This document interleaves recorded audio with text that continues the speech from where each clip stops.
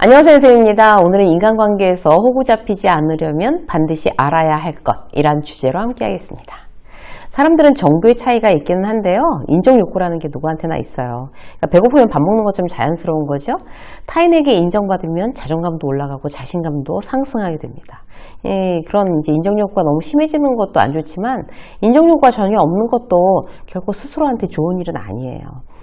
인정욕구가 강한 사람은 이제 두 가지 유형이 있는데, 이제 첫 번째 유형은 내가 이제 내 능력으로 인정을 받으려고 나한테 집중하는 유형이 있어요.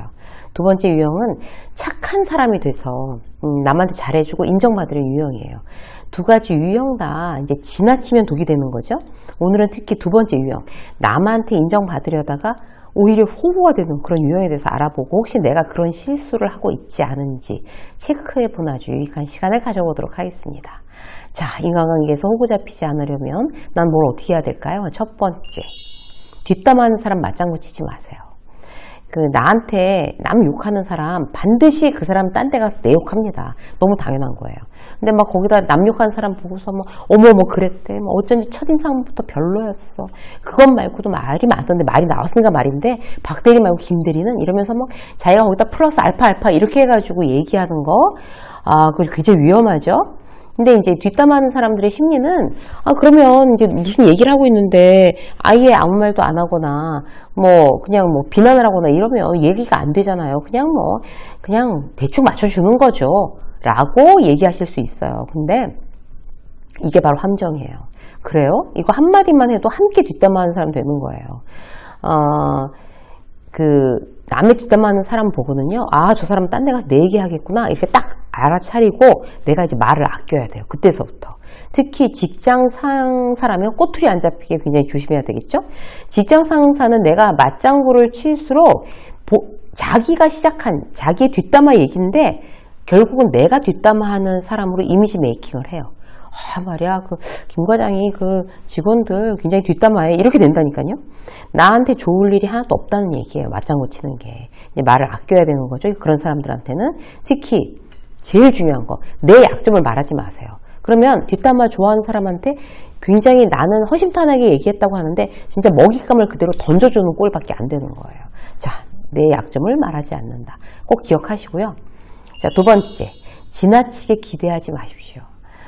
뒤통수 맞았어, 발등 찍혔어, 실망했어, 배신당했어. 사람 그렇게 안 봤는데. 이런 얘기 있잖아요. 무슨 얘기일까요? 드라마 얘기일까요? 사람이 사람한테 잘못된 태도를 가지고 있으면서 자기가 잘못된 태도를 갖고 있으면서 상대방에게 책임을 전가하는 말이에요, 전부.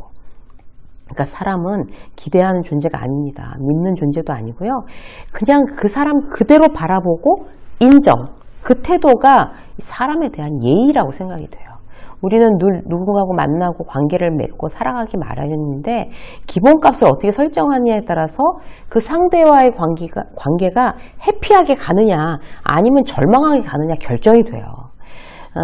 이제 제 친구가 어느 날 그러는 거예요. 그 친구가 이제 시집을 굉장히 일찍 가서 애들이 우리 친구들 중에서 제일 커요.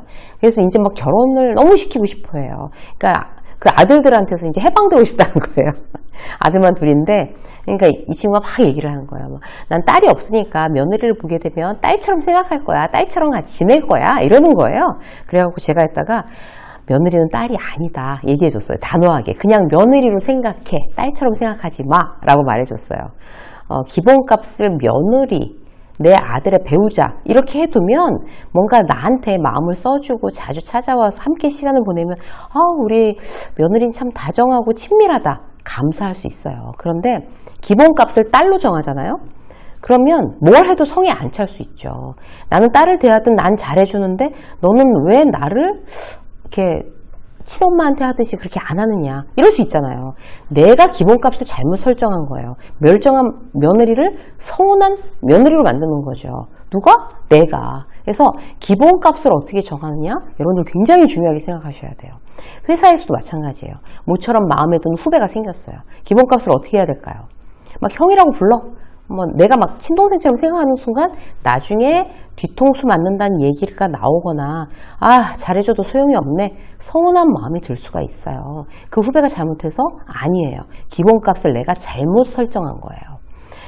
회사에서 후배는 좋은 친구 잘해줘야 되겠다. 막 돌봐주고 성장시켜줄 만한 가능성이 충분하니까 내가 힘이 닿는 대로 도와주고 어디까지? 내가 할 수 있는 범위만큼. 그리고 그 직원이 예를 들어서 3년 후에 경쟁사로 이직해도 그럴 수 있지. 본인의 선택이니까. 그렇게 쿨하게 느낄 만한 기본값이라야 그게 건강한 기본값입니다. 내 희생, 내 헌신, 그러니까 내가 해준 게 얼만데 그럼 피드백이 당연히 있어야 되지, 의리를 지켜야 되지, 이렇게 기대하면 기본값 설정 잘못하신 거예요. 자, 세 번째, 우월감을 즐기지 마십시오. 그 사람이 어떤 사람인지 알려면 주변 사람을 보면 된다고 그러잖아요. 나랑 제일 가까운 사람 5명의 평균값이 나란 말이에요. 참 중요한 얘기예요. 문제는요, 그렇게 이제 막 그 쓸데없이 호구 잡히는 사람 중에 자기의 우월감 때문에 자기보다 훨씬 못한 사람들과 주로 어울리기를 원하는 유형들이 있어요. 회사에서도 일 잘하는 사람은 일 잘하는 사람끼리, 일 못한 사람은 일 못한 사람끼리 어울리는 경우가 대부분이에요. 그런데 인정 못 받고 일하는 거 귀찮아하고 그게 되겠어? 이런 식으로 소위 이제 루저로 불리는 그런 집단에 끼어 있는 사람이 있다고 쳐요. 잘 나가는 사람들 틈에 가면 왠지 주눅 들고 그 중에서 자기만 제일 못난 사람인 것 같아서 그렇지 않은 사람들 틈에 이제 끼어 있는 게 뭔가 자기가 그래도 그 중에서는 제일 괜찮은 사람인 것 같아서 우월감을 느끼고 즐기는 거예요.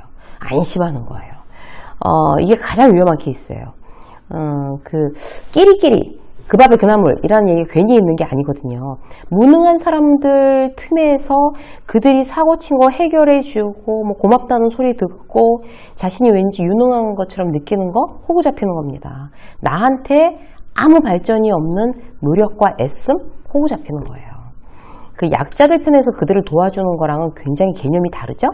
약자 편에서 그들을 돕는 거는 우월감이 아닌 사랑이고 배려예요. 내가 혹시 착각하고 있는 건 아닌지 정신을 똑바로 딱 차리고 이게 내 우월감 때문에 그런 건가? 아니면 나의 배려인가? 순수한 배려인가? 생각해 보셔야 돼요. 배울 게 있는 사람 곁으로 자꾸 가세요. 그래야 내가 발전이 있어요. 내 수준을 하향 평준화 시키지 마세요. 내 인생에 대한 얘기가 아닙니다. 자, 한 가지만 더 볼게요. 네 번째, 기브 앤 테이크 원칙을 착각하지 마십시오. 그 기버라는 책 우리 북카페에서도 한번 소개한 적이 있는데요. 성공한 사람들은 주로 기버예요. 근데 주목할 만한 거는 이제 성공한 사람들도 기버인데 이제 그 인생의 성공을 이제 이렇게 그 수준별로 이렇게 나누면 제일 밑단에 성공하지 못한 제일 하위 그룹도 기버예요. 그러니까 어떤 건가 하면 어떤 차이가 있을까요? 제일 상단에 있는 사람들도 기버고 제일 하단에 있는 사람도 기버라는 거는 성공한 사람들은 자기 능력 안에서 나눠줘요. 베풀고 보답을 바라지 않는 거죠. 그래서 나눠주고 그들이 잘 됐으면 응원해서 뭔가 내가 도와줘서 잘 되면 너무 기쁜데 그들이 나한테 뭔가 반대급부가 있어야 된다, 피드백을 줘야 된다, 그런 거 기대하지 않는 거죠. 주동어 자체의 의미가 있는 거예요. 그런데 실패한 기버들은요, 누군가의 인정을 위해서 자기 힘에 넘치게 주거나 뭔가를 기대하면서 주거나 그래서 하나 줬으니까 하다 받을 생각에 집중해요. 그러면 결국 어떻게 돼요? 관계가 깨진다는 거예요. 세상은 기브 앤 테이크가 원래 원칙이에요. 그런데 여기서 착각하지 말아야 될 것, 굉장히 조심하셔야 될 게 뭔가 하면 내 능력 안에서 베풀고 그래서 내 에너지를 통제하고 그리고 내가 도움을 준 상태한테서 꼭 뭔가 받아요. 기브 앤 테이크잖아요. 근데 이걸 내가 준 사람한테 꼭 받아야 되는 건 아니라는 걸 알고 계셔야 돼요. 이 사람한테 줬으니까 이 사람한테 받아야 돼. 그럼 기브 앤 테이크를 착각하시는 거고요. 이 사람한테 줬지만 다른 사람한테 받을 수 있다. 다른 사람한테 도움을 받을 수가 있잖아요. 그걸 기브 앤 테이크 원칙이라고 정확하게 알고 계셔야 되는 거죠. 그래야 잊어버릴 수 있어요. 내가 뭘 해주고 나서. 누군가 필요한 사람에게 도움을 주고 나는 또 다른 기회에 생각지도 않았던 사람한테 도움을 받을 수도 있겠구나. 그렇게 해야지 내가 생색내지 않고 서운한 마음이 없을 수가 있어요. 그 사람한테 하나 줬으니까 하나 내놔 라고 안 할 수가 있다는 얘기죠. 오늘 여러분들과 함께 정말 우리가 인간관계에서 우리가 호구 잡히지 않으려면 우리가 착각하고 있는 게 어떤 건지 몇 가지로 이제 알아봤습니다. 여러분들 관계를 조금 더 건강하게 아주 잘 이끌어가면서 행복해지시는 여러분들이 되시길 응원합니다. 유세민 직장 수업 오늘 여기까지 하겠습니다. 고맙습니다.